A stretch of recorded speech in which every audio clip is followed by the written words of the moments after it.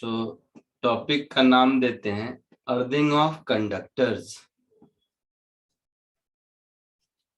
देखो एकदम बेसिक से सिखाने की कोशिश करता हूँ। थ्योरी ऑफ कंडक्टर के क्वेश्चन दिया था मैंने आप लोगों को। हाँ सर।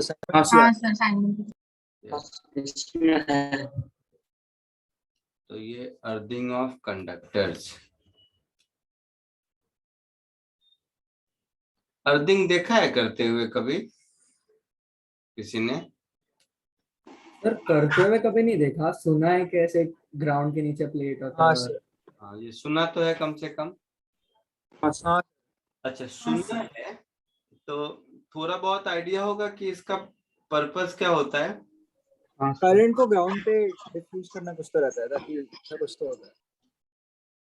सेफ्टी होता है, सेफ्टी होता है मेन इसका मतलब। सेफ्टी तो है ही, ओवरऑल सेफ्टी है, बट टेक्निकली एक्स्ट्रा चार्ज सर अर्थ पे एक्सेसिव कर देता है, चार्ज वो प्लेट पे चला ट्रांसफर कर देता है। बहुत ज्यादा पोटेंशियल होता है ऐसा उसके बीच में, ऐसा कुछ तो है।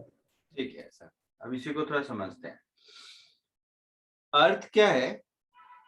अर्थ के फंडामेंटल स्ट्रक्चर को देखते हैं। स्कूल में जो पढ़ते थे ज्योग्राफी में हम लोग, कि अर्थ के अंदर बहुत सारे कंडक्टर्स मोल्टेन स्टेट में हैं। हाँ सर, हाँ सर। और वो सब क्या होता है, थोड़ा इसको मैं और ठीक करता हूँ। अर्थ जो रोटेट करता है ना एक्सिस के अबाउट, तो वो जो मोल्टेन स्टेट में कंडक्टर्स होते हैं लावा के फॉर्म में, वो भी रोटेट करते हैं। हाँ सर। और हाँ सर। मतलब ये अभी तक बहुत ज्यादा एस्टेब्लिश्ड फैक्ट मैथमेटिकली नहीं है, बट थ्योरेटिकली एस्टेब्लिश्ड है कि वो उस हर मेटल में क्या है कि कंडक्टिंग इलेक्ट्रॉन्स हैं। हाँ सर। मोल्टेन स्टेट में वो सारे इलेक्ट्रॉन्स और फ्री होते हैं, तो क्या होता है वो मूव करता है चारों ओर, और वो मूव करने के कारण करंट होता है, और उस करंट के कारण जो मैग्नेटिज्म में नॉर्थ पोल साउथ पोल होता है, उसका एक्चुअल रीजन यही है। हाँ। उसको क्वांटिफाई नहीं कर पाया, बट ज्योग्राफिकल नॉर्थ के आसपास मैग्नेटिक साउथ होता है and other way around.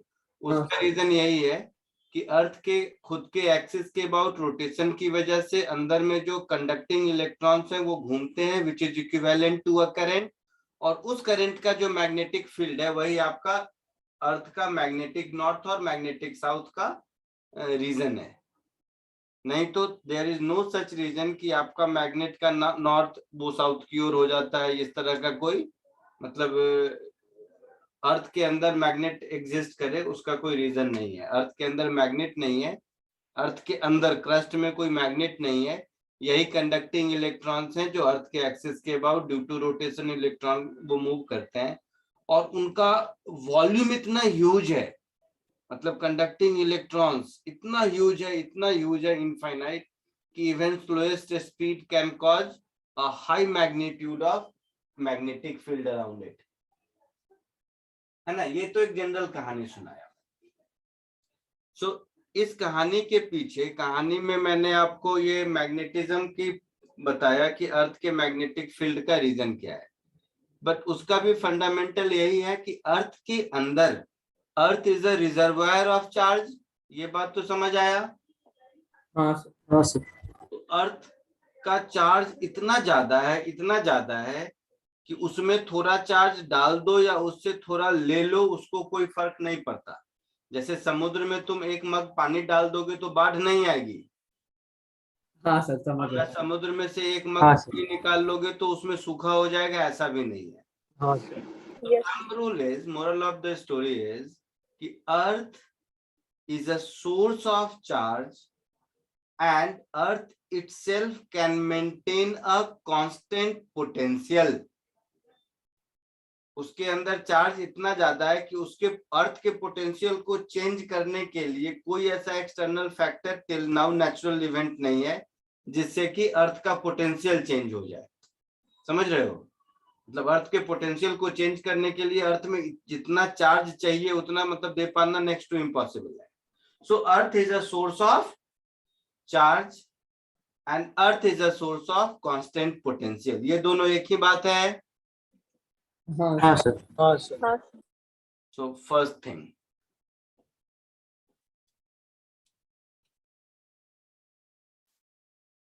Earth, recording start किया है, earth by virtue of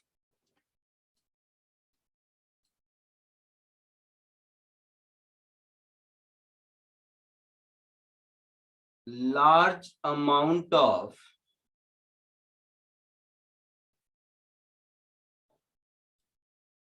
charge means conducting electrons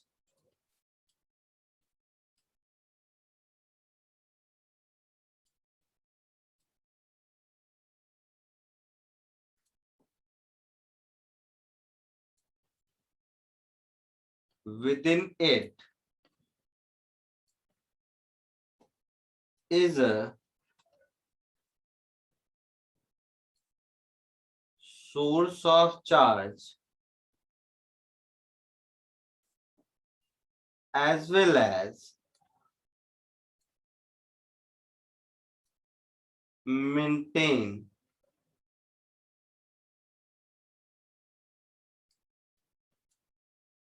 constant potential.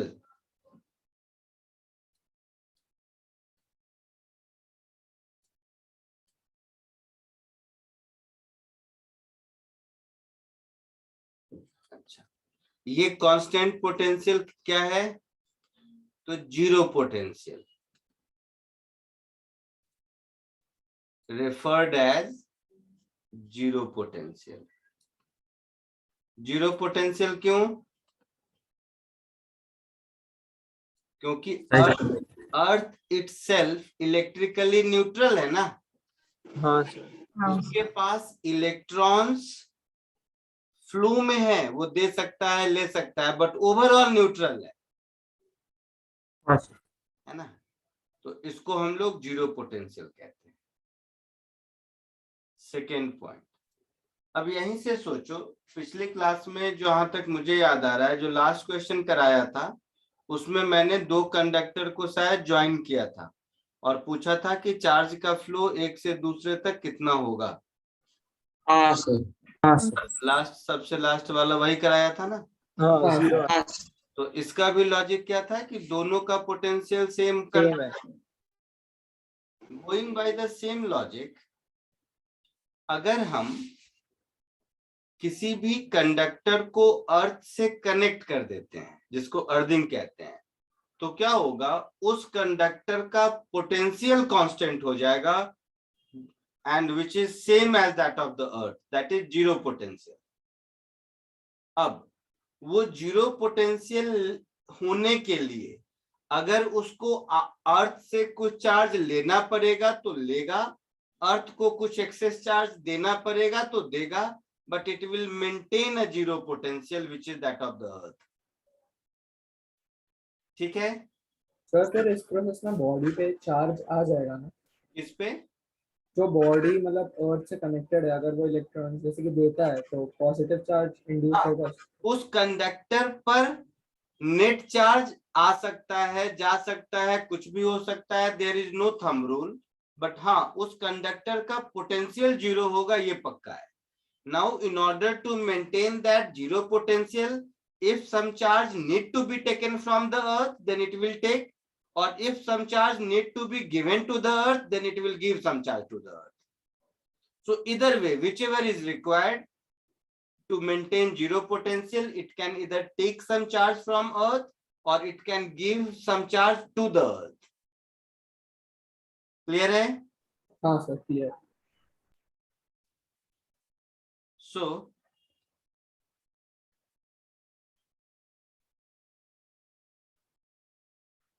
whenever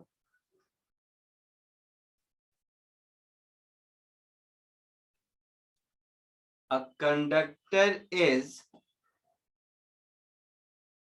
earthed,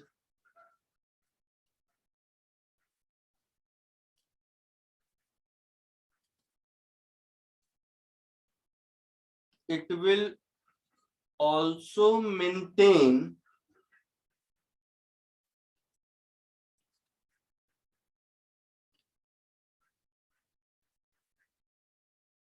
zero potential.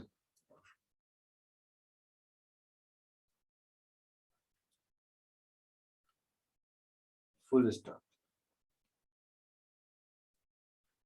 In order to maintain zero potential, लिखते भी चलो, in order to maintain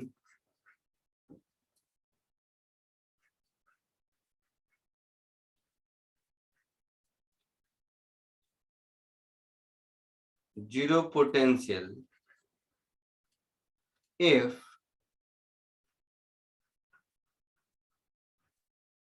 या if नहीं कहते हैं, अच्छा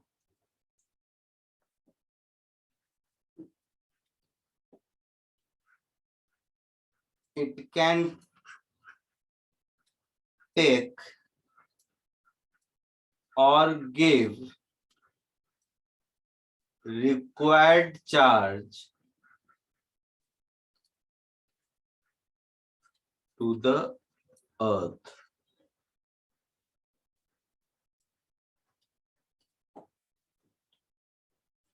Hence,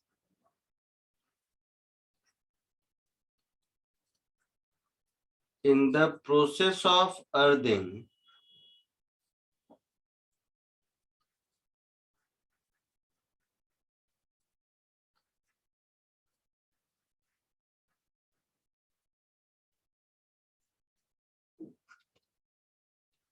net charge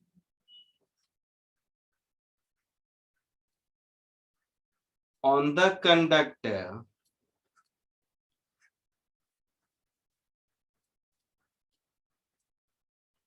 will not be constant.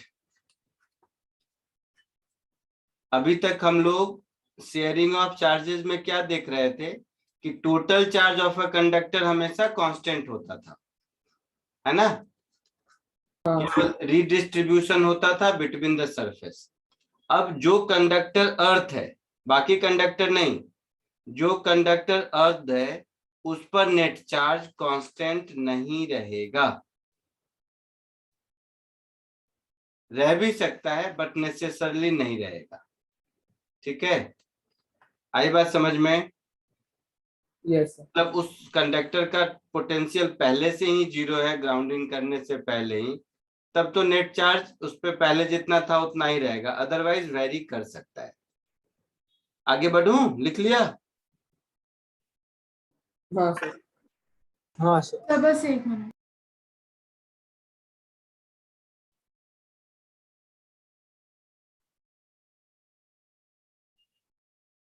अब हम प्रॉब्लम के थ्रू इसको सीखते हैं। फटाफट करना, 3-4 क्वेश्चन जल्दी जल्दी हम लोग करेंगे ताकि इस कॉन्सेप्ट पे मास्टरी हो जाए। स्टार्ट करें? Yes sir. फर्स्ट क्वेश्चन,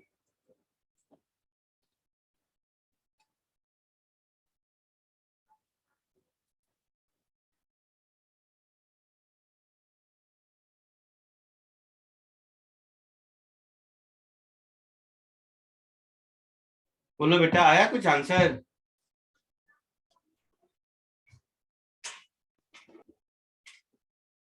नहीं? चलो एक मैं करके दिखाता हूँ। किसको अर्थिंग किया है? इनर वाले सर Q/2 आंसर देखते, मुझे नहीं पता। इसको मान लो अर्थिंग कर दिया, ठीक है? इसको अर्थिंग कर दिया मतलब ऐसा,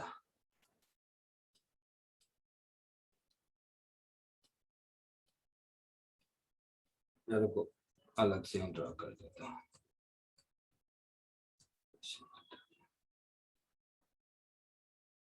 तो जब इनर वाले का अर्थिंग कर दिया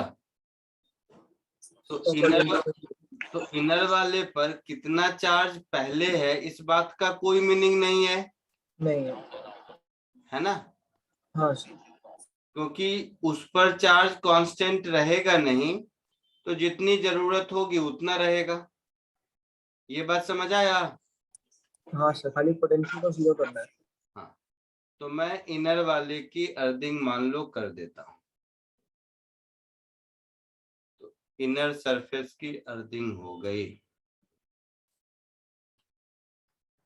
अब इस पर इस चार्ज का कोई मीनिंग नहीं है, let it be small Q.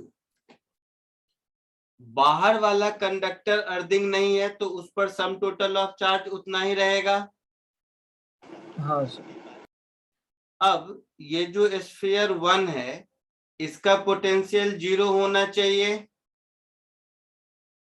हाँ सर। इसका पोटेंशियल होगा कितना? खुद की चार्ज की वजह से KQ/R +3KQ/2R प्लस बाहर वाले की वजह से 3KQ के कैपिटल Q अपॉन 2R, उतना ही होगा जितना उसके सरफेस पर है। This is equal to 0। हाँ सर। तो फाइनली मुझे Q की वैल्यू क्या मिल गई? -3/2Q। -3/2Q। तो फाइनली इनर सरफेस पर इतना चार्ज रहेगा। पहले चार्ज कितना था? -Q। तो charge flown to the earth Q/2।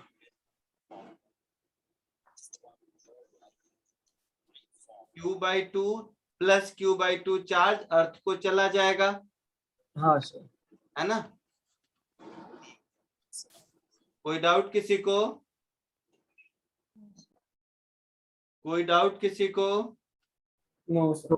नहीं सर। नहीं, ठीक है।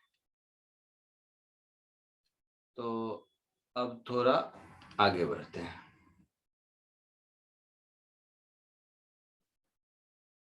एक और सिमिलर सा क्वेश्चन, फिर आगे बढ़ेंगे। लिख लिया? आगे बढ़ूं? हाँ।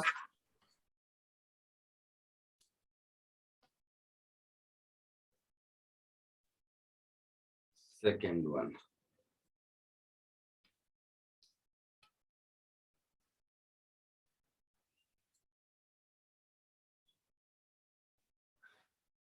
डायग्राम क्वेश्चन में दिया नहीं है बट आपके रेफरेंस के लिए मैं दे देता हूँ, जरूरत वैसे है नहीं।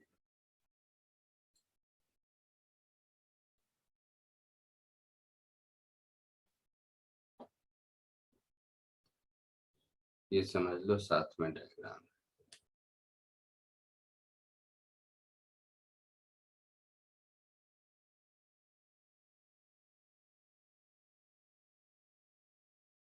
सर KQ/6 है।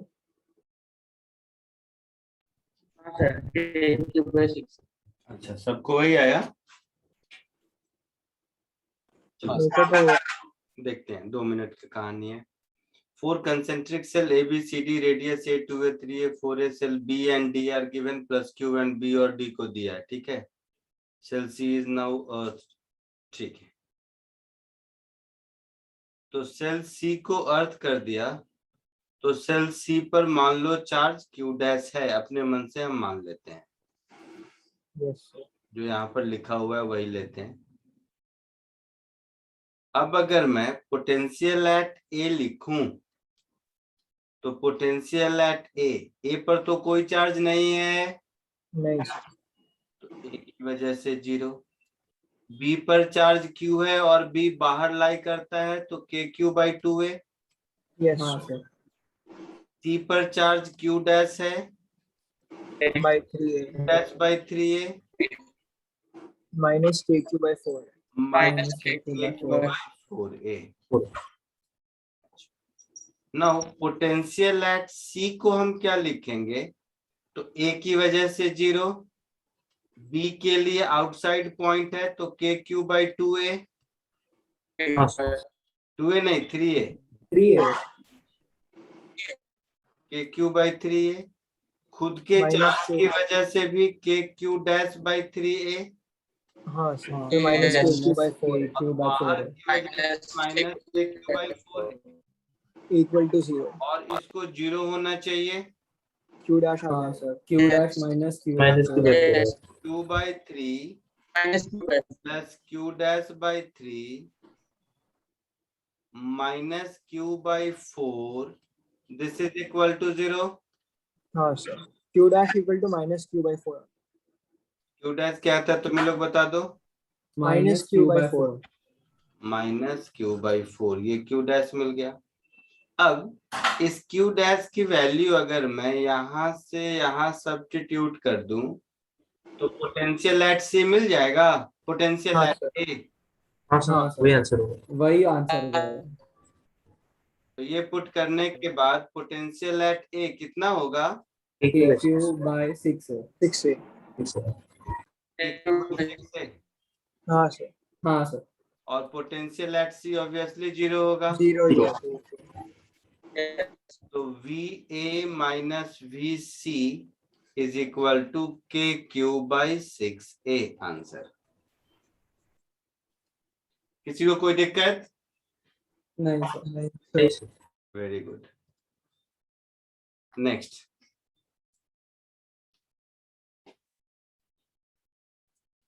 Third one.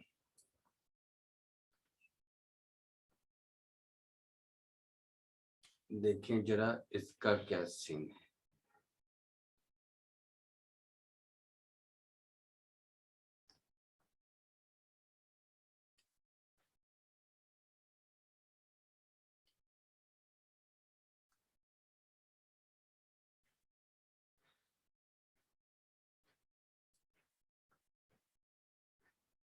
देखो ध्यान से देखना, मैं डायग्राम ड्रॉ करता हूं।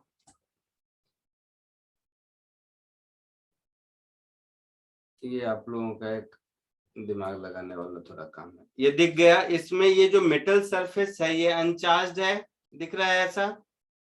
हाँ सर। हाँ सर। तो ये मेटल सरफेस अनचार्ज्ड है और यहाँ पर चार्ज Q है, ठीक है। क्वेश्चन इज फाइंड, अब मैं दोनों तरह से पूछ सकता हूं, या तो पूछूं कि नेट चार्ज कितना अर्थ में चला गया, आई मीन ये करके स्विच को क्लोज करने के बाद, या फिर मैं बोलूं कि स्फीयर पर फाइनल चार्ज कितना होगा आफ्टर स्विचिंग द क्लोज। तो आप देख लेना, ठीक है। हाँ। Find charge phloem to the earth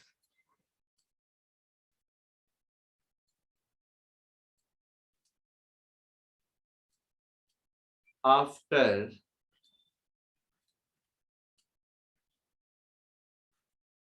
closing the switch। सोच समझ के लॉजिक के साथ मुझे आंसर बताना, कोशिश कीजिए। कोई कैलकुलेशन नहीं है, थ्योरेटिकल पार्ट है, मतलब मिनिमल कैलकुलेशन है, कहने का ये मतलब।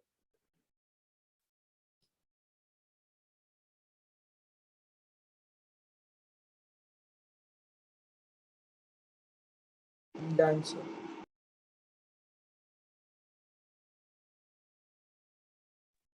क्या आंसर आया? Minus R Q by X. कोई क्या बोल रहे हो, फिर से बोलो। Minus Q R by X. उतना वो स्फीयर पे आ जाएगा। वेरी गुड, बहुत अच्छा।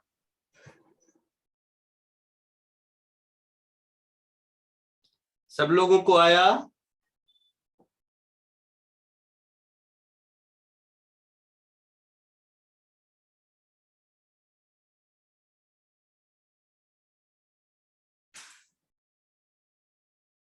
हाँ सर। आया या बताने की जरूरत है? सब लोग बताइए जल्दी। आया सर। Very good. कौन मुझे बताएगा कैसे आया, किसको कॉन्फिडेंस है, बताओ।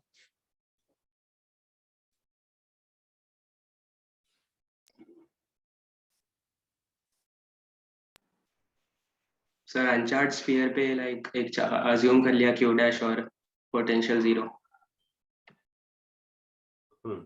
यस सर ऐसे ही किया है। तो क्यू डैश एज्यूम कर लिया स्फीयर के सरफेस पर, हाँ सर। तो खुद के चार्ज की वजह से पोटेंशियल हो गया K Q dash by R. Yes हाँ हाँ सर। वो प्लस क्यू के वजह से पोटेंशियल है। हाँ और बाहर वाले चार्ज की वजह से क्या होगा? AQ by X। के क्यू बाय के क्यू बाई एक्स क्यों होगा? क्योंकि एक्स ग्रेटर देन आर है। नहीं यस इस कंडक्टर के सरफेस पर, चलो इस क्वेश्चन को छोड़ देते हैं, हटाओ। मैं ये कह रहा हूं कि बाहर पे एक अनचार्ज्ड स्फीयर है, और उसके सेंटर से x डिस्टेंस दूर एक चार्ज q रखा हुआ है। मैं अर्थिंग को छोड़ दिया। अब बताओ उस स्फीयर के सरफेस पर कितना पोटेंशियल होगा?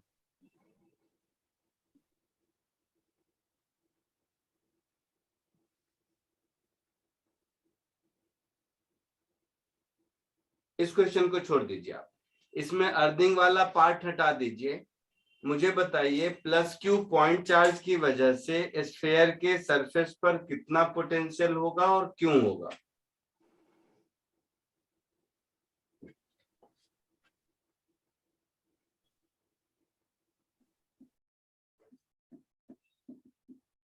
बोलिए।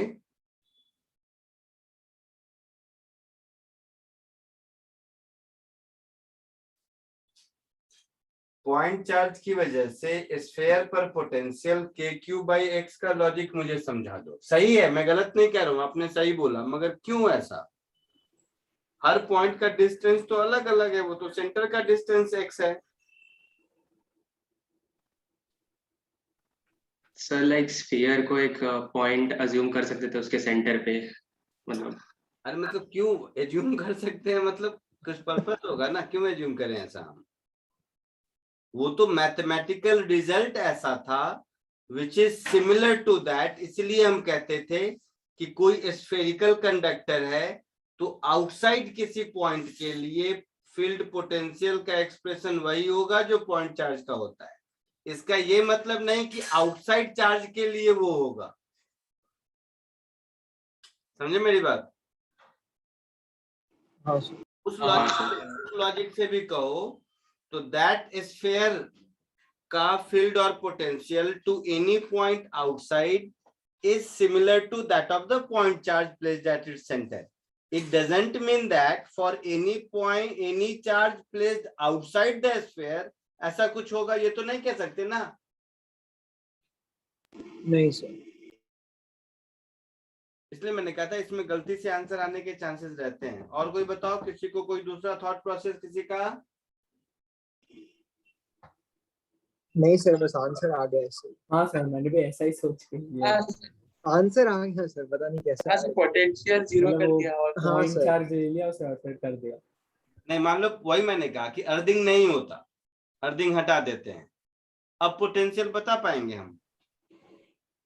क्यू बाय एक्स तो वही होगा जीरो। हाँ मतलब के क्यू बाई एक्स।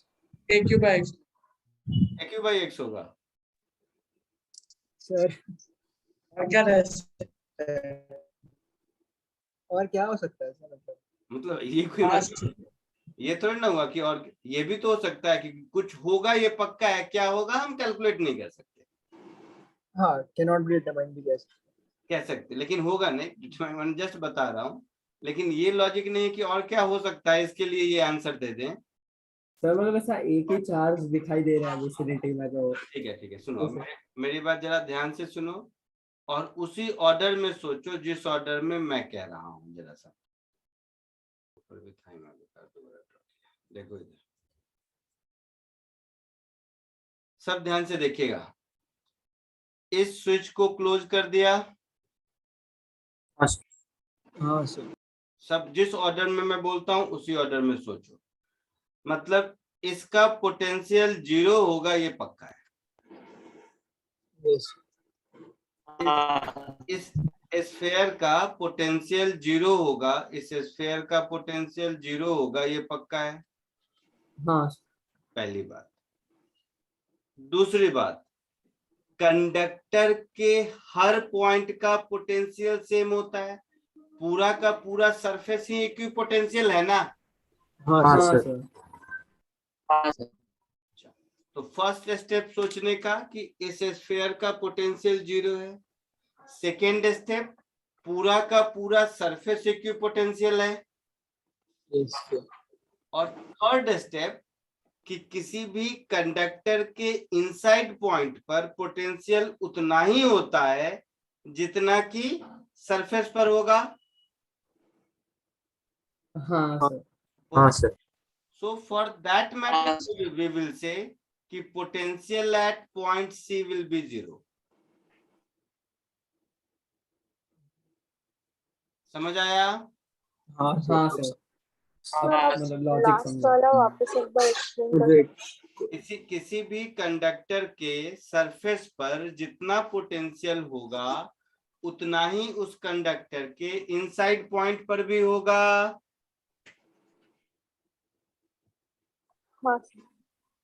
होगा। सो कंडक्टर के सरफेस का कंडक्टर का पोटेंशियल 0 है आफ्टर क्लोजिंग द स्विच, ये पक्का है।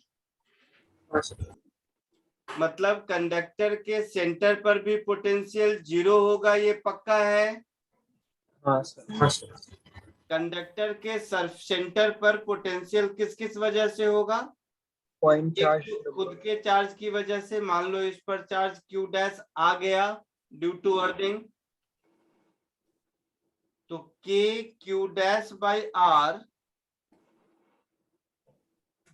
K Q dash by R plus इस पॉइंट चार्ज का K Q बाई X। हाँ सर। इन दोनों का सम 0 होना चाहिए। Yes yes.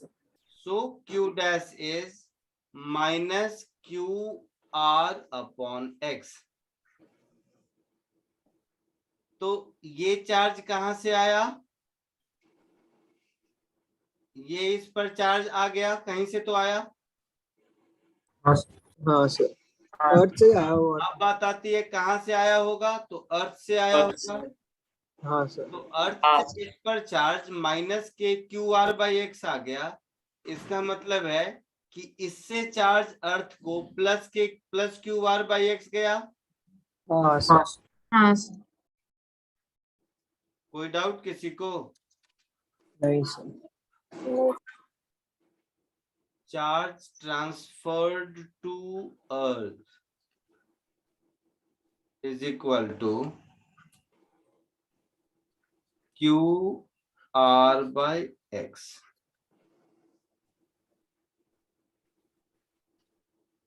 ठीक है। यस। तो फिर जब अर्थ नहीं किया तो वो वाला पोटेंशियल डिटरमाइन नहीं कर सकते। बताता हूँ। यहां तक हो गया? हाँ। इसको कॉपी करना। अब 2 मिनट, कोई जल्दबाजी नहीं, सोचो कि अर्थिंग नहीं होता तो क्या कहानी होती। सोचिए जरा सा, कैसा चार्ज डिस्ट्रीब्यूशन होता, क्या होता, सोचो जरा सा 2 मिनट।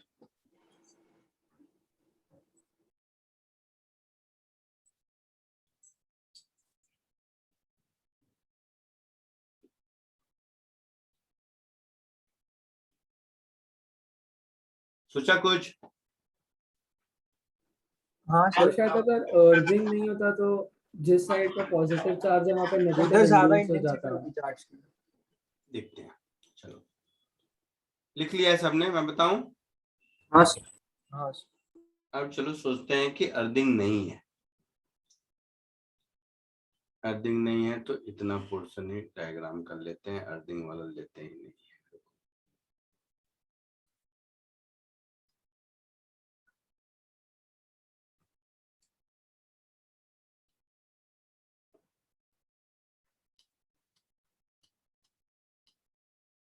इसका ये इस क्वेश्चन का पार्ट नहीं है, जस्ट आपके कंसेप्चुअल अंडरस्टैंडिंग के लिए। अब मान लो अर्थिंग नहीं है, ये पॉजिटिव चार्ज के कारण यहाँ पर नेगेटिव इंड्यूस्ड होगा। हाँ सर। और ये कंडक्टर अनचार्ज है, तो इधर जितना नेगेटिव होगा इधर उतना ही पॉजिटिव होगा। हाँ सर।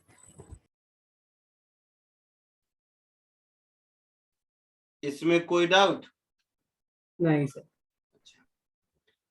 अब ये कितना नेगेटिव और कितना पॉजिटिव होगा मैं अपने मन से मान लेता हूं, इसको प्लस क्यू डैश और इसको माइनस क्यू डैश, और ये दोनों इक्वल होगा बिकॉज कंडक्टर वाज न्यूट्रल। हाँ सर। अब देखो कहानी फिर वही, ये कंडक्टर पर ध्यान से समझेगा सब, है तो कंडक्टर, मतलब इसके सेंटर पर जो पोटेंशियल होगा वही हर जगह होगा। हाँ सर। हाँ सर। अब हम ऐसा कहते हैं पोटेंशियल एट सेंटर, तो potential at centre point charge की वजह से जो बाहर है के क्यू बाई एक्स। हाँ सर। ध्यान से देखना, नेगेटिव चार्ज सरफेस पर कहीं भी है, सेंटर से तो एक्स डिस्टेंस पर ही है ना। हाँ सर। सो माइनस के क्यू डैश बाई एक्स, तो सेंटर से आर डिस्टेंस, हाँ सॉरी आर डिस्टेंस पर है, मतलब सेम डिस्टेंस पर है, मैं ये कह रहा हूं। हाँ। और ये भी plus K Q dash by R. Yes. ठीक है, अब देखना ध्यान से सब, अब ये क्यू डैश कुछ भी हो, ये तो डिपेंड करता है कौन सा कंडक्टर है, लेकिन कुछ भी होगा सेंटर पर पोटेंशियल तो मुझे के क्यू बाई एक्स ही मिला ना, for what ever be the value of Q dash. हाँ सर। और सेंटर पर पोटेंशियल इतना मिला, इसका मतलब स्फीयर का पोटेंशियल इतना ही है। हाँ सर।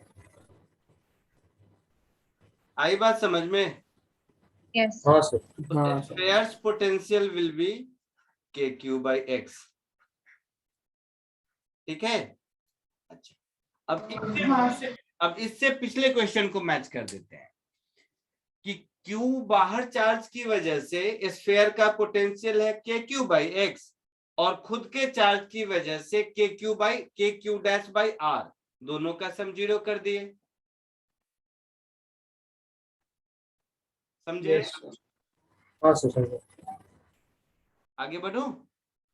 हाँ सर। ठीक है, लिख लो जिसको लिखना है, अपनी भाषा में अपने लैंग्वेज में लिख लो। तो तुम्हारा नोटबुक तुम्ही को पढ़ना है, शर्माओ मत। हिंदी, इंग्लिश, मराठी, जिसमें मन करे लॉजिक लिख लो, क्योंकि ये सारे लॉजिक ऐसे हैं जिसका कोई मैथमेटिकल एक्सप्लेनेशन नहीं है कि मैं बताऊं।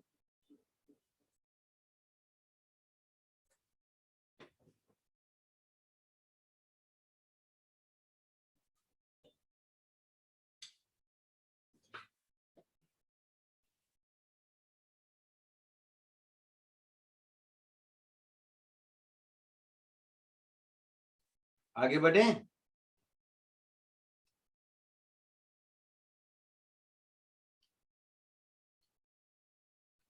चलो नेक्स्ट, अर्थिंग ऑफ कंडक्टर पर फिर आएंगे।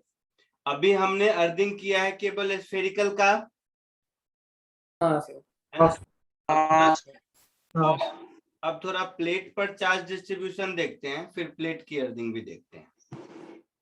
So next topic is combination of plates. मतलब ये कोई टॉपिक का नाम नहीं है, ये मतलब हम लोग अपने मन से कहते हैं। ये सबका टॉपिक तो एक ही हो गया, theory of conductors, combination of plates. देखना ध्यान से सब लोग,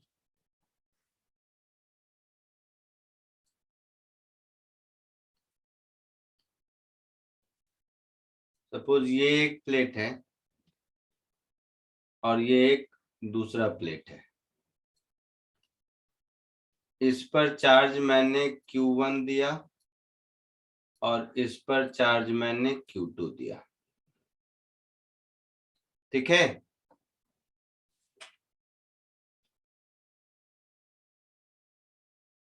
यहां तक कोई दिक्कत नहीं। तो यहां तक कोई दिक्कत अगर नहीं है तो इस चार्ज का डिस्ट्रीब्यूशन कैसा होगा?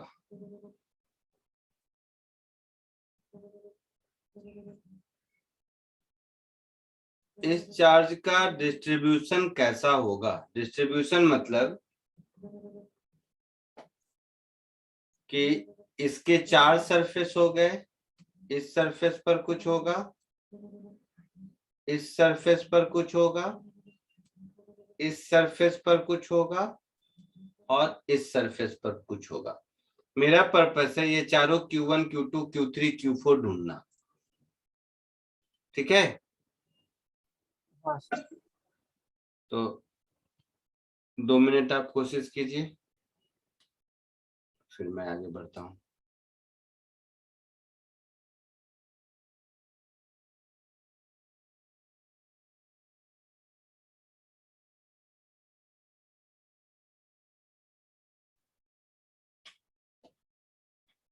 सोचा कुछ? सर दोनों प्लेट्स के बीच का पोटेंशियल 0 होगा। देखो, नहीं, किसी का पोटेंशियल 0 नहीं होगा। सुनो, ध्यान से सुनो, एक स्टेप और पीछे जाते हैं। अगर एक ही प्लेट रहता, चलो ऐसा करता हूं मैं, तुम लोगों को प्रॉपर अंडरस्टैंडिंग के साथ समझाता हूँ। इतना डिटेल में कोई समझाएगा नहीं तुम्हें, तो समझाएगा नहीं मतलब ये नहीं कह रहा हूँ मैं, दूसरे की ये बात नहीं कर रहा हूँ कि दूसरे को नहीं आता है ऐसा कुछ। मीन्स नहीं समझाएगा मीन्स इतना हेडेक कोई नहीं लेगा, एक ही बार बोल के चला जाएगा। मैं ऐसा कर देता हूँ कि तुम खुद बताने लगो, एकदम दिमाग में बैठ जाए जिंदगी में हमेशा के लिए। इसको 2 मिनट के लिए छोड़ देता हूँ। इसका नाम दे देता हूँ case 2।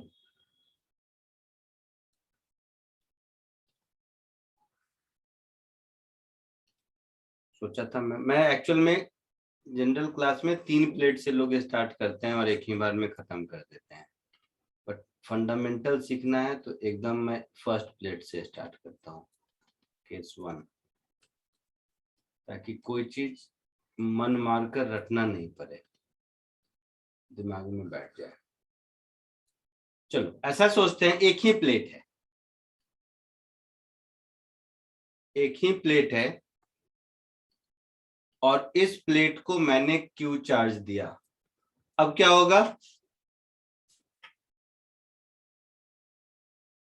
Sir half of very good, सबने आधा सही, बहुत बढ़िया, सबने बताया आधा आधा और सबने सही बताया, बट आई डाउट कि कोई मुझे लॉजिक सही बता दे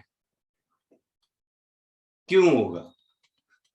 ये मत कहना ऐसा लगता है, हाँ हाँ सब कुछ ठीक है, ऐसा वाला नहीं, एग्जैक्ट लॉजिक बताओ ऐसा क्यों होगा। सर कोई भी पॉइंट लेंगे कंडक्टर के अंदर हाँ, तो फील्ड 0 होगा। बहुत बढ़िया, मजा आ गया। तो कंडक्टर के अंदर कोई भी पॉइंट लेंगे तो फील्ड 0 होगा, तो दोनों साइड इक्वल डिस्ट्रीब्यूशन होना चाहिए। हाँ सर। हाँ sir. Electric field at point P 0 है, ऐसा तभी होगा जब Q1 is equal to Q2 is equal to Q/2 होगा। कोई डाउट नहीं किसी को? नहीं सर। बहुत बढ़िया। अब इस पर सोचो कि इस पर चार्ज अगर Q1 दिया तो जो इसका डिस्ट्रीब्यूशन हुआ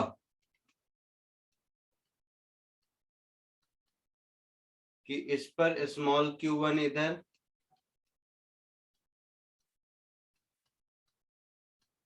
इस पर स्मॉल Q2 इधर,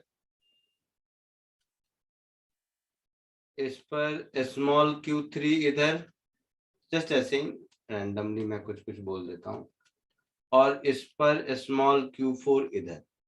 तो जैसे उसमें आपने Q1 Q2 is equal to Q/2 बताया, वैसे ही मुझे Q1 Q2 Q3 Q4 बता सकते हैं।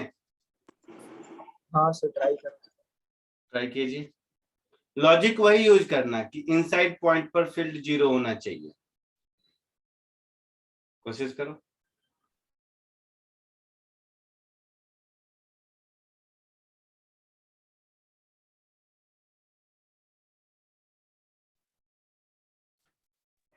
Sir Q2 equal to Q1 minus Q2 by 2। चलो देखते हैं, एक मिनट। पहली चीज बड़ा वाला अभी देख लेते हैं, ठीक है, हो सकता है सही हो, 2 मिनट रुक। पहली चीज कि प्लेट पर नेट चार्ज तो कांस्टेंट रहेगा, हाँ सर। मतलब Q1 प्लस Q2 मिलाकर कैपिटल Q1 होगा, और Q3 प्लस Q4 मिलाकर कैपिटल Q2 होगा। कोई डाउट? अब सेम लॉजिक जो आप पहले लगा रहे थे वही लॉजिक लगाइए। इसमें इस कंडक्टर के अंदर भी कोई पॉइंट लेंगे तो फील्ड 0 मिलना चाहिए। हाँ इस कंडक्टर के अंदर भी कोई पॉइंट लेंगे तो फील्ड 0 मिलना चाहिए। So electric field at A is equal to 0 करोगे, ध्यान से समझना, यहीं पर समझने की कहानी है। तो प्लेट के कारण field sigma by 2 epsilon not होता है। यस। सरफेस एरिया सेम है, तो सिग्मा को Q बाई ए ये सब लिखेंगे ना। हाँ। तो देखना, इस Q1 का फील्ड इधर और 2, 3, 4 का उल्टा, मतलब Q1 is equal to Q2 plus Q3 plus Q4। नहीं समझे तो बोलिए, मैं फिर से समझाता हूँ। वो ए इक्वल टू 0 के बाद नहीं समझ में आया। तो एक काम करते हैं, कोई एक समझाना बनता है। पॉइंट ए पर देखो, Q1 के कारण फील्ड इधर होगा, ये तो पक्का है पॉइंट ए पर। हाँ सर। Q2 के कारण, Q3 के कारण और Q4 के कारण फील्ड इधर होगा।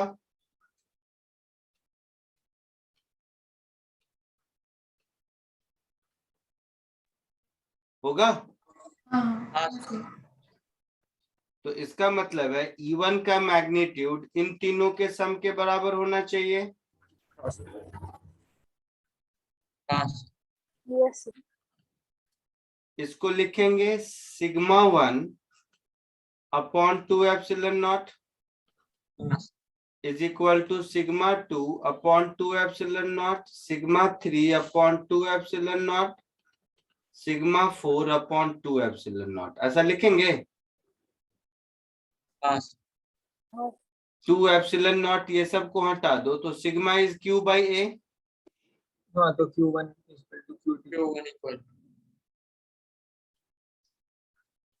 ये समझ आया? हाँ सर समझ। अब इसमें से Q3 प्लस Q4 को कैपिटल Q2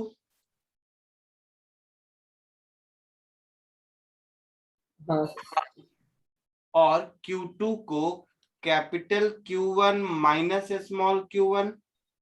यस। तो यहां से मुझे मिला कि 2 times small Q1 is equal to capital Q1 plus capital Q2। हाँ sir. So Q1 is equal to capital Q1 plus capital Q2 upon 2। Yes. क्या? हाँ सर। हाँ अच्छा, तो ये तो था पॉइंट ए की कहानी। सिमिलरली पॉइंट बी की कहानी अगर करेंगे तो अब शायद मैं एक ही बार लिख दूं क्या? Q4 equal to Q1 plus Q2 plus 3 is equal to 4। Yes. तो देखो 1 प्लस 2 को कैपिटल Q1 वही रिजल्ट है। और 3 वही है। कैपिटल हाँ वही आएगा कैपिटल Q2 माइनस Q4। हाँ। तो यहां से मुझे मिला Q4 is equal to same capital Q1 plus capital Q2 upon 2। हाँ सर। हाँ सर। मिल गया? अच्छा, हाँ सर। अब स्मॉल Q1 और स्मॉल Q4 मिल गया है तो Q2 भी मिल जाएगा। अब तो सभी आ गए। है ना। तो यहां से हम ऐसे लिख सकते हैं small q2 is equal to capital Q1 minus small q1। हाँ, Q1 minus Q2 capital Q1 minus capital Q2 by 2। हो गया ऐसा। Yes yes.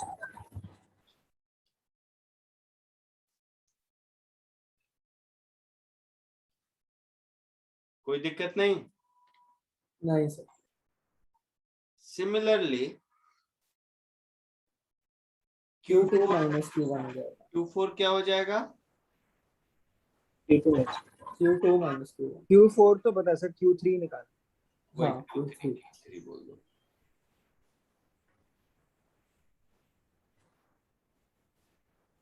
माइनस Q2 हो जाएगा। q2 का नेगेटिव हो जाएगा।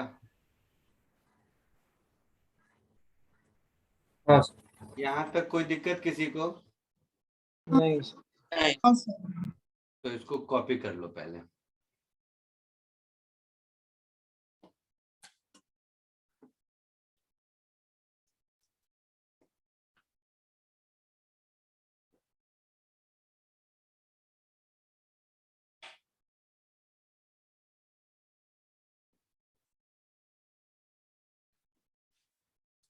हो गया? यस। अब जो मैं कह रहा हूं मेरी बात को ध्यान से सुनो। इस पूरे प्रोसेस से आप 2 थंब रूल बना सकते हैं। सब लोग सुनिए। आप देखिए इसमें सेपरेशन बिटवीन प्लेट का कोई रोल आया क्या? नहीं आया। नहीं सर। तो 2 थंब रूल बना सकते हैं। सब लोग सुनो। 2 नहीं, इनफैक्ट 3 थंब रूल। पहला थंब रूल, 2 4 5 10 कितने भी पैरेलल प्लेट एक साथ रख दो, सबके चार्ज के सम का आधा एक एक्सट्रीम सरफेस पर होगा और सबके चार्ज के सम का आधा दूसरे एक्सट्रीम सरफेस पर होगा। Yes sir. हाँ सर। पहला थंब रूल समझ आया? Yes yes. ब्रदर 3 रुको, एक स्टेप पीछे। पहला थंब रूल कि net charge on a plate will remain constant. हाँ उससे भी। हाँ सर। दूसरा thumb rule, algebraic sum of total charge will get divided into half in both extreme surfaces. Yes sir. हाँ सर। और तीसरा rule, each facing surface will have equal and opposite charge. तो ये 3 थंब रूल अगर याद रख लोगे तो ये सब बीच का करने से भूल जाओ, मतलब टाइम बच जाएगा। लेकिन ये बेसिक याद रहना चाहिए कि ये थंब रूल जहां से आया उसका बेसिक क्या है। हाँ सब तो याद रहेगा बहुत। हाँ सर अभी तो एकदम समझ आ गया। आपके कॉन्फिडेंस के लिए दिखा रहा हूं। अपने आसपास में एससी और मा बुक खोलो, गॉस लॉ में। हाँ सर। सब लोग खोलो। हाँ सर एक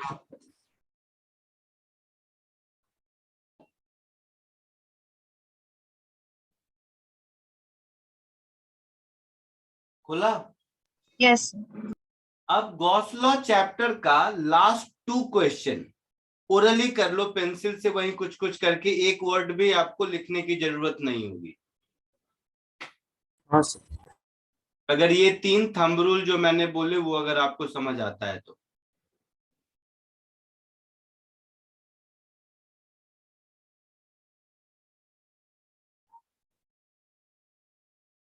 अच्छे क्वेश्चंस मैं कराऊंगा, बट ये सब तो ऐसे ही कर लो। इसी तरह बुकलेट में भी और मेरे असाइनमेंट में भी देखे होंगे, तो जहां कहीं भी प्लेट पर चार्ज डिस्ट्रीब्यूशन है वहां पर ये 3 थंब रूल याद रखना सफिशिएंट है किसी तरह का चार्ज डिस्ट्रीब्यूशन करने को। हाँ सर हो गए वो लोग। हाँ सर। हाँ सर आराम से हो गए। आगे बढ़े? यस। तो चलो, ये इसीलिए मैं ऐसे सिस्टमेटिकली जाता हूं ताकि दिमाग में बैठ जाए कि पहले एक प्लेट देखो, 2 देखो, फिर अगर इसमें आप बोलते कि नहीं श्योर है तो मैं अभी 3 करके दिखाता आपको। लेकिन ये तो शॉर्टकट हो गया, फंडामेंटल नहीं भूलना चाहिए कभी भी कि इसका फंडामेंटल वही है कि कंडक्टर के अंदर फील्ड 0 होता है। So first note, total charge on a plate will remain constant.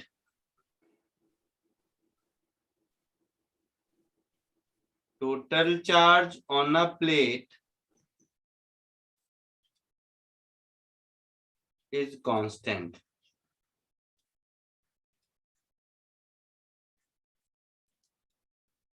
दूसरा rule, both outermost surfaces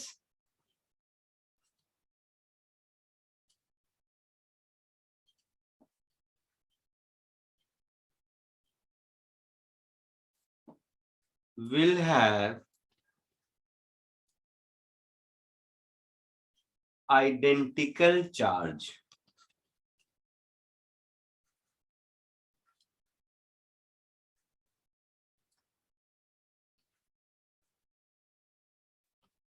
Which is half of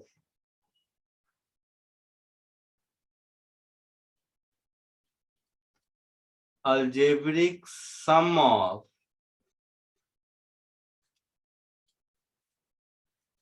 total charge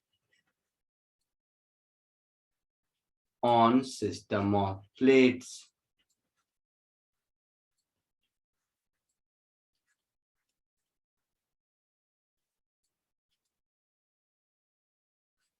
That is, Q on outermost surface will be summation of Q1, अच्छा 1 2 लिख रहे हैं तो summation क्या लिखें, summation of QI, I is equal to 1 to n का आधा। ठीक है, हाँ लिखते भी चलो। थर्ड पॉइंट,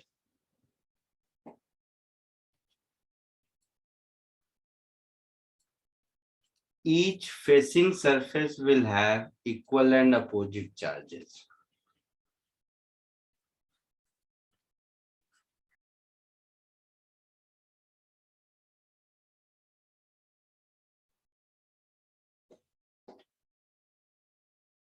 अब देखो, अब अगेन फंडामेंटल से समझने के लिए अर्थिंग ऑफ प्लेट्स।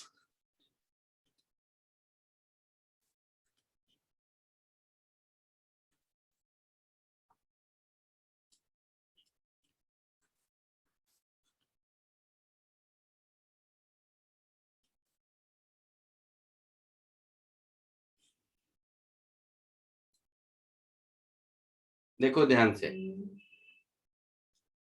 सपोज एकदम वही फंडामेंटल से सीधे डिफिकल्ट पे आएंगे तो कोई मतलब नहीं है। बुक में क्या रहता है, सीधे एक क्वेश्चन दे देगा और कहेगा काम खत्म। ये एक प्लेट है जिस पर चार्ज Q है, तो अभी आपने सीखा आइडियली आधा इधर होगा आधा उधर होगा, ये तो अभी सीखे थे। हाँ हाँ अब मान लो कि किसी एक स्विच से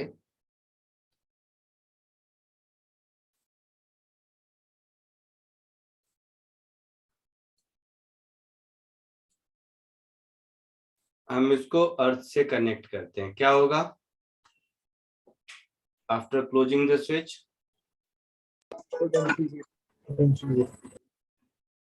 चार्ज का क्या होगा, पोटेंशियल 0 तो होगा।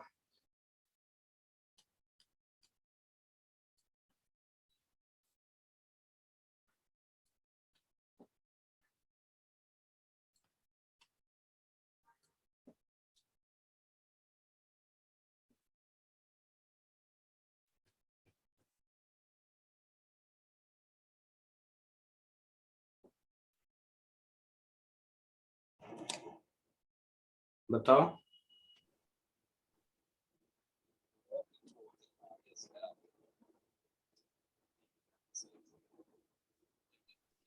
स्विच को क्लोज करने के बाद क्या कहानी होगी?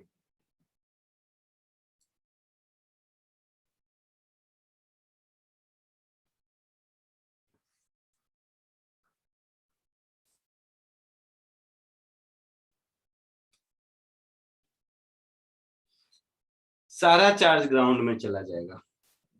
हाँ सर, क्योंकि सिर्फ उसी की वजह से तो पोटेंशियल,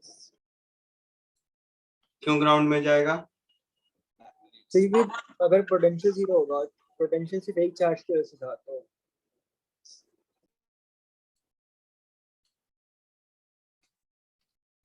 क्यों होगा बताओ? सर क्योंकि जो प्लेट है उसका पोटेंशियल सिर्फ प्लेट के चार्ज की वजह से था, और जब पोटेंशियल जीरो हो गया तो बाकी सर आप सुनो। ठीक है, दूसरा तरीका ये बताओ कि मैं अर्थ में एक कंडक्टर को अर्थिंग कर दिया। अब ये कंडक्टर तो अर्थ ही है ना, ये सिंगल कंडक्टर क्या है? ये तो अर्थ का पार्ट है। हाँ सर। हाँ सर। अर्थ पर कोई चार्ज होता है क्या? नहीं सर। नहीं सर। अंदर चला जाएगा, सीधी कहानी। ठीक है, अब एक स्टेप आगे बढ़ते हैं। इसमें क्या है कि हर टाइप में थॉट प्रोसेस जितना लॉजिकल होगा उतना। अब अगर मैं 2 प्लेट कर दूं, इसमें एक स्टेप आगे बढ़ते हैं, ध्यान से समझना सब लोग।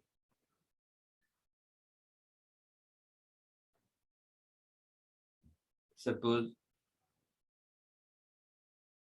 ये एक प्लेट है और ये एक दूसरा आइडेंटिकल प्लेट है।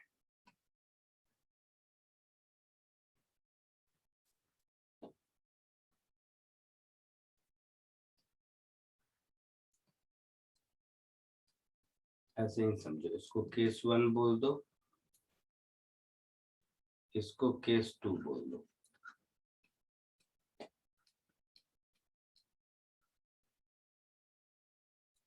इस पर चार्ज मान लो मैंने Q1 दिया और इस पर चार्ज Q2 दिया, ठीक है। हाँ तो अभी हमने ऊपर सीखा था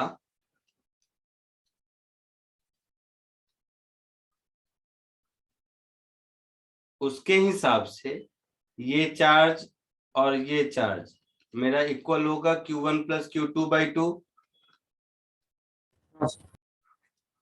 Q1 प्लस Q2/2 ये भी होगा, Q1 प्लस Q2/2 ये भी होगा। यहाँ पर चार्ज कितना होगा? Q1 minus Q2/2। तो Q1 माइनस Q2/2 यहाँ पर चार्ज होगा, और यहाँ पर Q2 माइनस नहीं, minus of Q1 minus Q2 लिख देते हैं, की बात है। हाँ सर, एक मिनट। तो minus of Q1 minus Q2/2 यही होगा। अच्छा, क्या हो गया?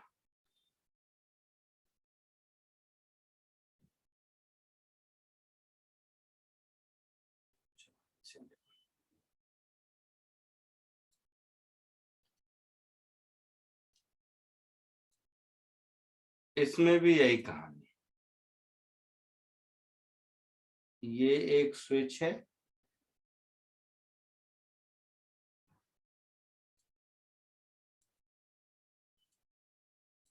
और हम इसकी अर्थिंग करते हैं। इसमें आफ्टर क्लोजिंग द स्विच क्या होगा? कोई मैथ फॉर्मूला है नहीं, सोचने का ही काम है, तो सोचो जरा सा।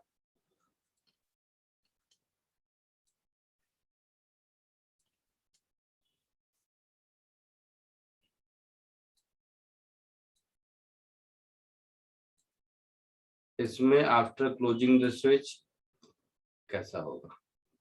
तो शायद Q2 पे नेट चार्ज 0 हो जाएगा और Q1 के दोनों सरफेसेस पे Q1/2। सोचो नहीं, गलत है। थोड़ा सोचो, और प्रॉपर लॉजिक के साथ सोचोगे तो शायद सोच पाओगे।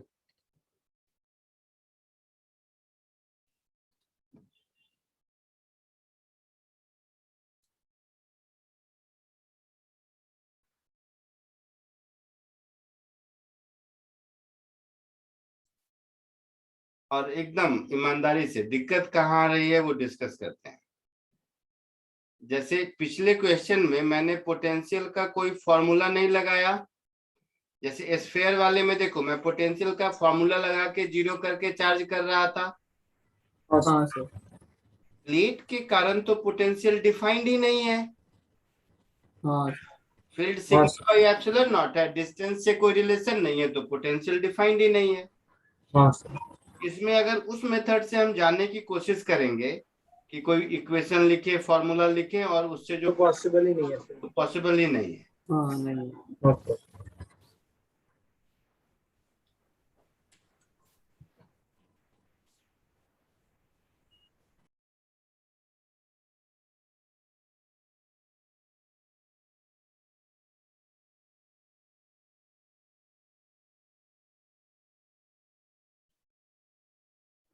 सर नेट पॉजिटिव और नेगेटिव को कुछ कर रहे हैं लेकिन समझ नहीं आ रहा उसके बाद।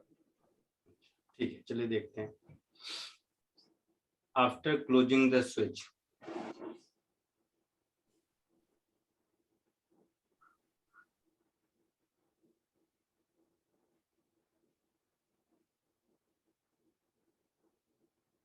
मेरी बात ध्यान से सुनना सब।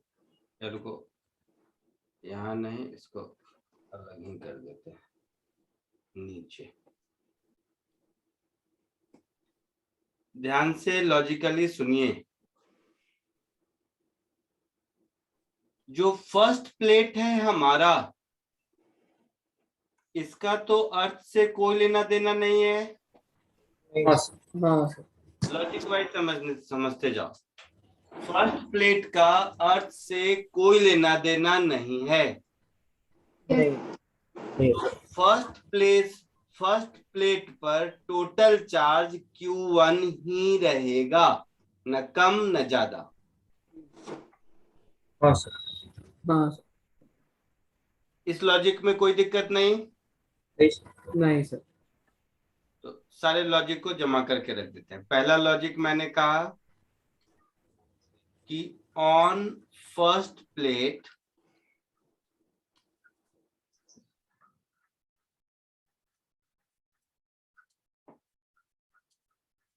Net charge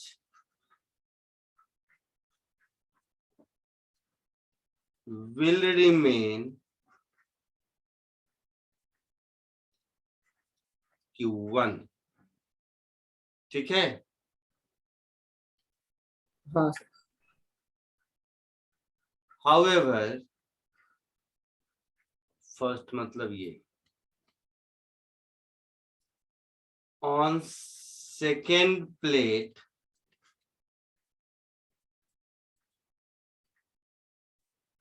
it may change,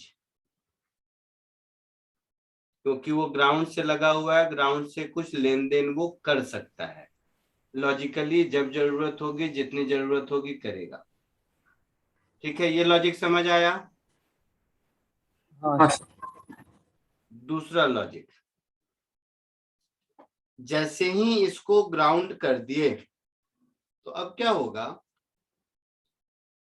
कि ये जो इसके आउटर सरफेस पर चार्ज है ये गायब हो जाएगा।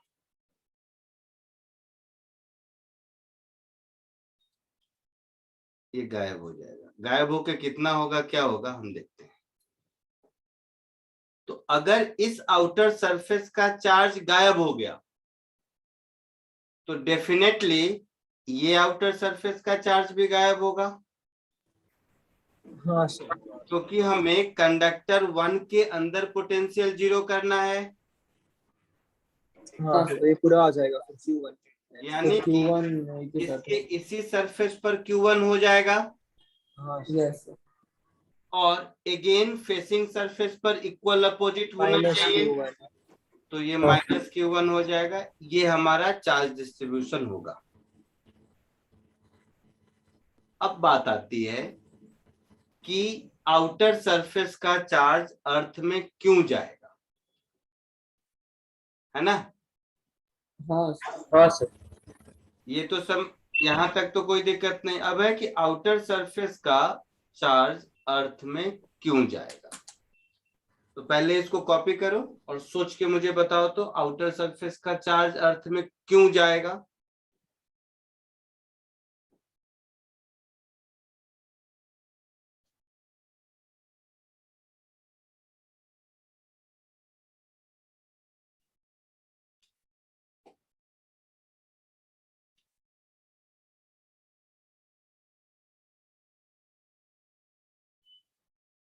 नहीं सर, ऐसा कुछ कॉन्क्रीट तो नहीं सोच सकते। इलेक्ट्रिक फील्ड के पॉइंट ऑफ व्यू से सोचो कि इस टू प्लेट सिस्टम के कारण सराउंडिंग में इलेक्ट्रिक फील्ड 0 होना चाहिए।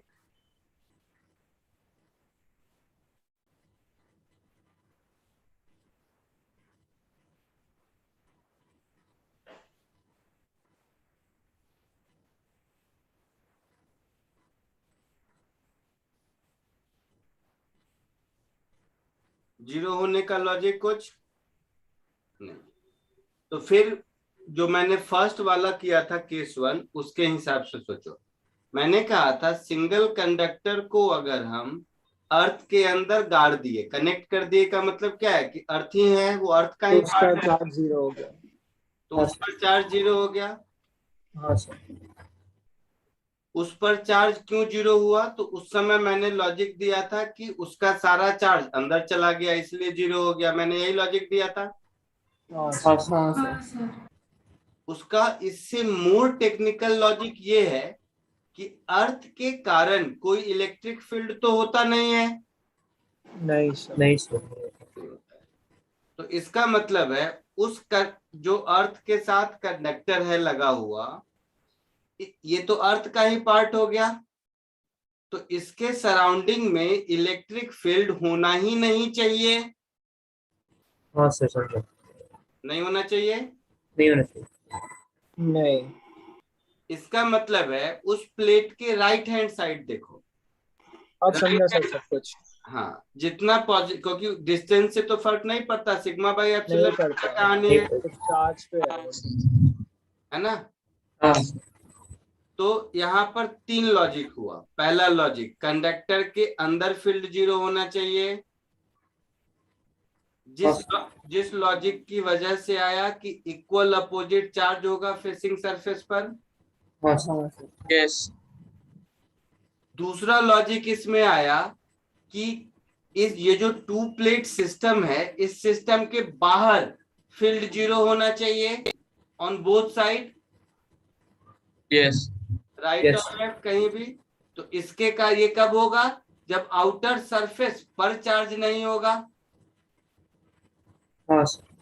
हाँ अगर आप कोई गॉसियन सरफेस बनाते हो और इसके बाहर फील्ड 0 करते हो तो नेट चार्ज इनक्लोज सरफेस में 0 होना चाहिए ना, तभी हाँ हाँ। तभी फील्ड 0। तभी तभी तो होगा। फील्ड 0 होगा। हाँ तभी सर। field 0 होगा। तो आउटर सरफेस का चार्ज ग्राउंड में चला जाएगा, नंबर 1। जो कंडक्टर अर्थ से नहीं जुड़ा हुआ है उस पर चार्ज कांस्टेंट रहेगा, नंबर 2। फेसिंग सरफेस पर चार्ज इक्वल अपोजिट होगा, नंबर 3। ग्राउंडिंग का कंडीशन समझ आया? हाँ सर। हाँ Yes. पक्का? यस हाँ यस सर। Yes sir. तो इसको अपने लॉजिक से लिख लो।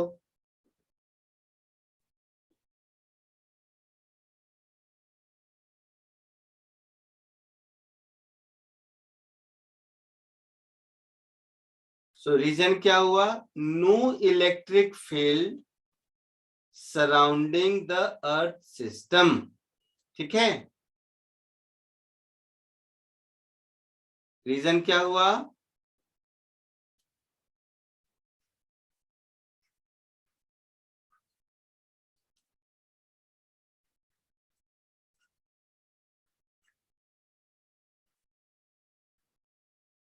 देयर शुड नॉट बी, अच्छा ये तो अच्छा लिखा ही नहीं, मैं तो रिटर्न करती हूँ। तो second point is outer surface charges on outer surface will disappear. Yes, sir. And the plate. Charges on outer surface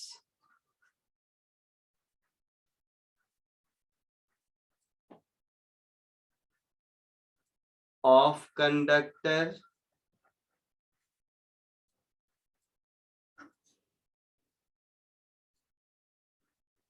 will be zero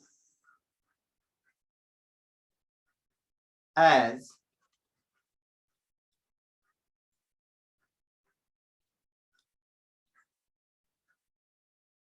electric field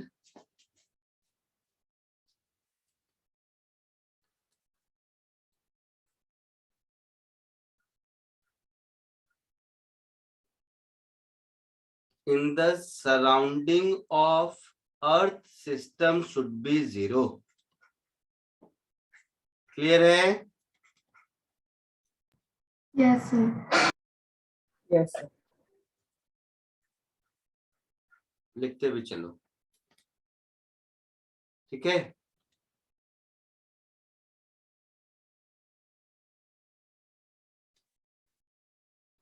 आगे बढ़े। हाँ सर। Yes. ठीक है।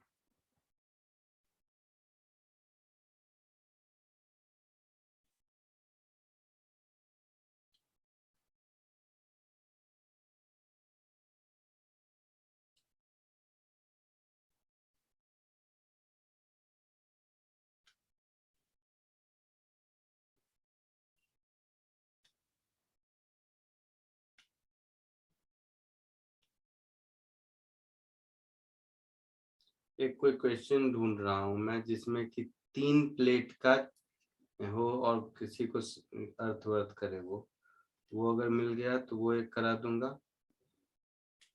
फिर आपका काम चलेगा।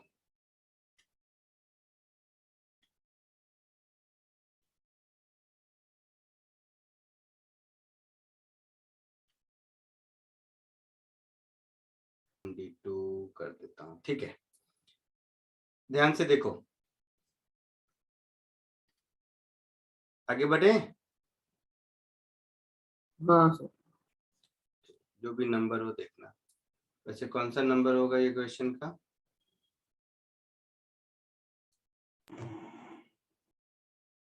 थर्ड फोर्थ जो भी नंबर है देखो। ऐसा करते हैं कि 3 कंडक्टर बना देते हैं। कंट्रोल सी, कंट्रोल क्वेश्चन का पार्ट है।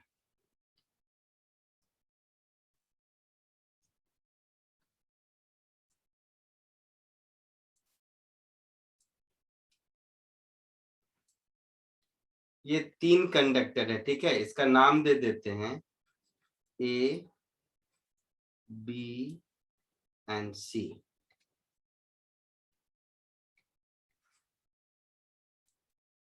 एक क्वेश्चन फ्रेम करने की कोशिश करते हैं।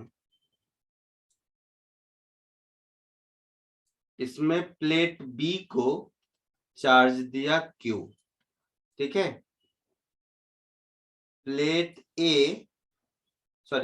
C यहाँ पर अर्थिंग है और प्लेट A यहाँ पर अर्थिंग है। कुछ नाम दे देते हैं। इसका नाम दे देते हैं स्विच S1, इसका नाम दे देते हैं स्विच S2। तो केवल मिडिल प्लेट को चार्ज दिया है और दोनों स्विच आपका ओपन है, ठीक है। ठीक है।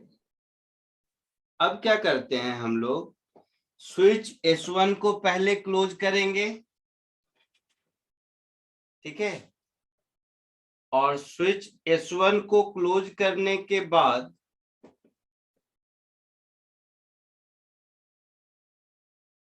S1 को ओपन कर देंगे और S2 को क्लोज कर देंगे,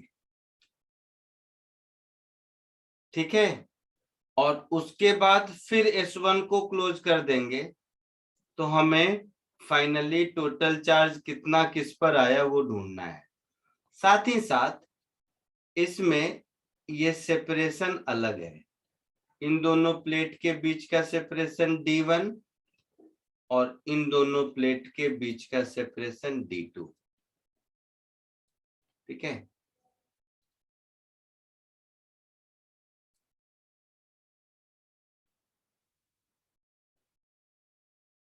तो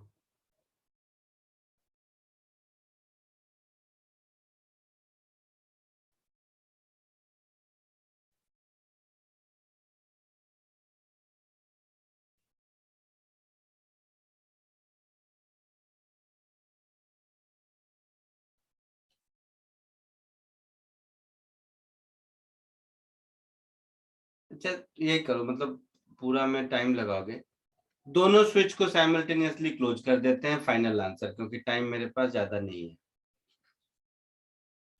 find charges on plates when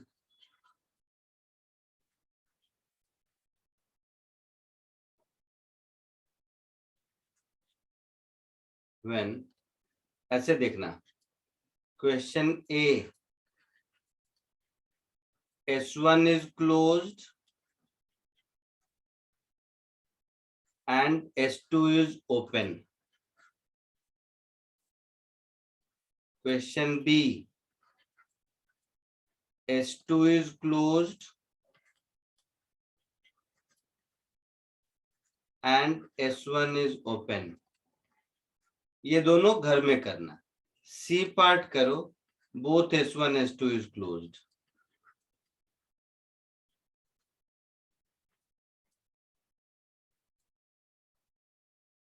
समझ आया? ए और बी करने की जरूरत नहीं, ओरली कर दोगे आप लोग।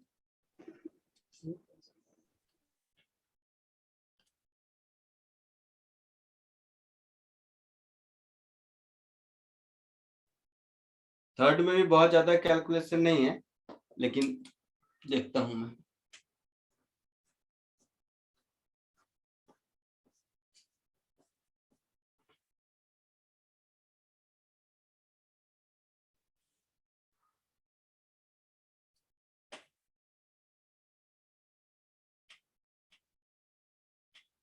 उतना डिफिकल्ट नहीं है जितना तुम लोग सोच रहे हो। वो जो मैंने पहले बोला था कि S1 को किया फिर S2 को किया, वो सब प्रोसेस में लंबा होता है, ये तो आसान है। देखो, जो जो जिस सीक्वेंस में मैं बोल रहा हूं उस सीक्वेंस में सोचिए, S2 को भी क्लोज किया और S1 को भी क्लोज किया, ठीक है। बीच वाले प्लेट पर कोई फर्क नहीं पड़ेगा चार्ज में, हाँ सर। नहीं सर। नेट चार्ज में, तो इसमें से कुछ चार्ज इधर होगा और कुछ चार्ज इधर होगा। हाँ सर। कोई डाउट नहीं? let it be Q1, let it be Q2. So first equation we are having Q1 plus Q2 is capital Q. कोई दिक्कत नहीं? नहीं सर। यहाँ अगर Q2 है तो डेफिनेटली यहाँ माइनस Q2 होगा। हाँ यस सर, वहाँ माइनस Q1 और वहाँ पर माइनस का। और डेफिनेटली यहाँ पर माइनस Q1 होगा। हाँ सर। कोई दूसरा ऑप्शन है नहीं, क्योंकि कंडक्टर ए, बी और सी के अंदर फील्ड जीरो होने का यही एक रास्ता है। हाँ हाँ सर। अब यहाँ पर ये जो मैं पॉइंट बता रहा हूं इसको यूज करना सीखिए। अर्थ का पोटेंशियल जीरो होता है, लेकिन पोटेंशियल कैलकुलेट करने का मेरे पास कोई तरीका है नहीं। हाँ। लेकिन हम ये कह सकते हैं कि पोटेंशियल ऑफ कंडक्टर ए और पोटेंशियल ऑफ कंडक्टर सी इक्वल होगा। हाँ सर। ध्यान से सुनना सब। इसका मतलब हो गया potential of conductor A minus potential of conductor B, this will be equal to potential of conductor C minus potential of conductor B। हाँ सर, तो फिर फील्ड और वो डिस्टेंस सेपरेशन से भी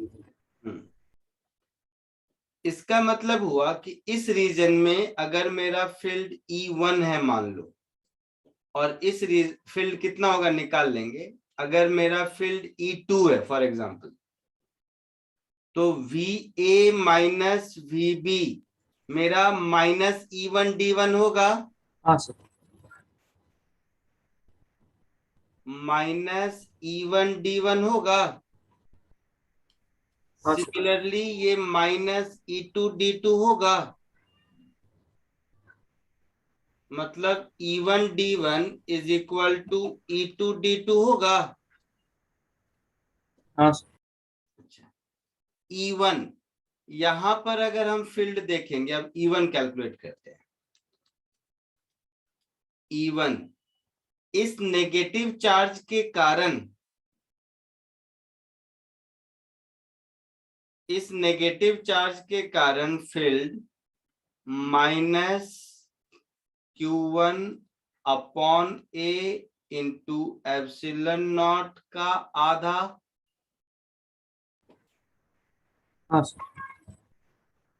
इसकी वजह से इधर और इसकी वजह से भी इधर, तो दोनों मिला के कैसे बताऊं मैं, मतलब E1 को देखो अच्छा, पहले वेक्टर ऐसे मतलब डायरेक्शन के साथ बताता हूँ। 1 पर नेगेटिव के कारण इधर,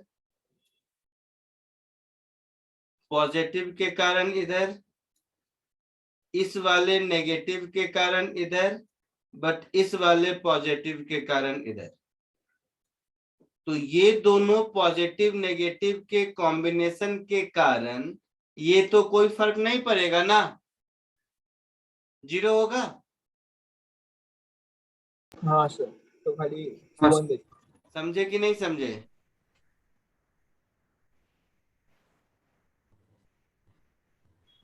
अरे इतना 1 2 3 4 है इसलिए मैं नंबरिंग नहीं कर रहा, चलो वो कर ही देता हूँ।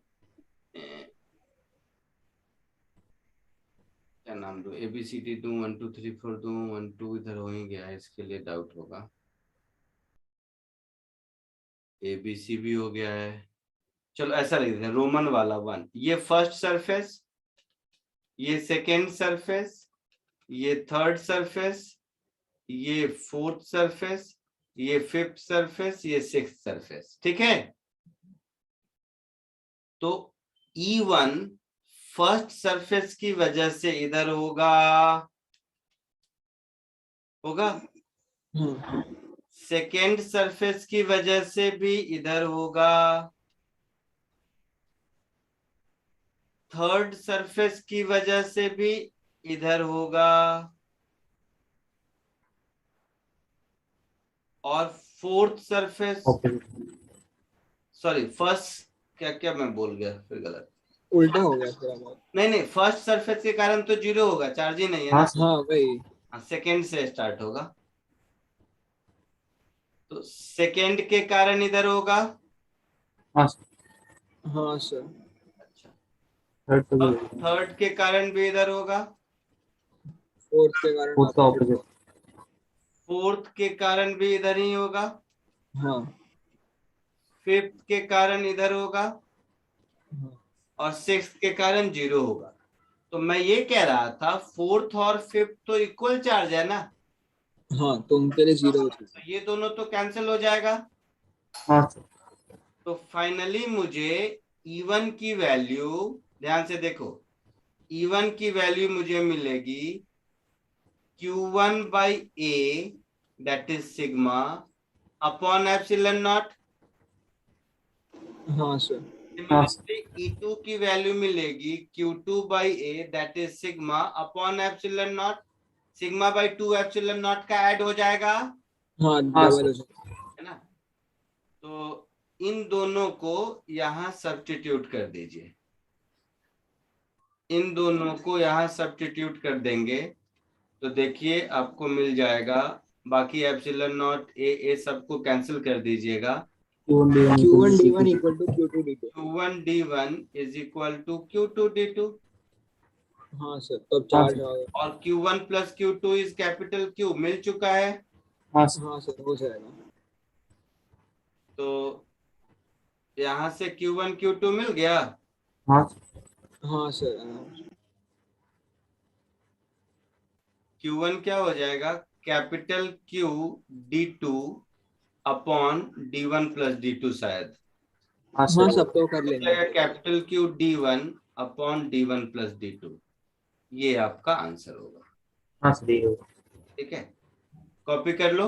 इसी के साथ ये चैप्टर खत्म हो गया है। अगली क्लास में हम लोग कैपेसिटर स्टार्ट करेंगे।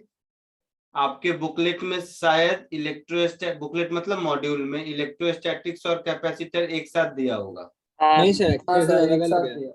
थियरी एक साथ है बट क्वेश्चन सेपरेट करके दिए। अलग-अलग क्वेश्चन सेपरेट है, तो आप मॉड्यूल पूरा कर सकते हो, कोई दिक्कत नहीं है। कॉपी करते रहिए। बस ये अर्थिंग वाले ही छोड़े थे सर, बाकी तो क्या ये अर्थिंग में काफी क्वेश्चंस थे असाइनमेंट में भी और मॉड्यूल में। हाँ होंगे ही, अब हो जाएंगे सब।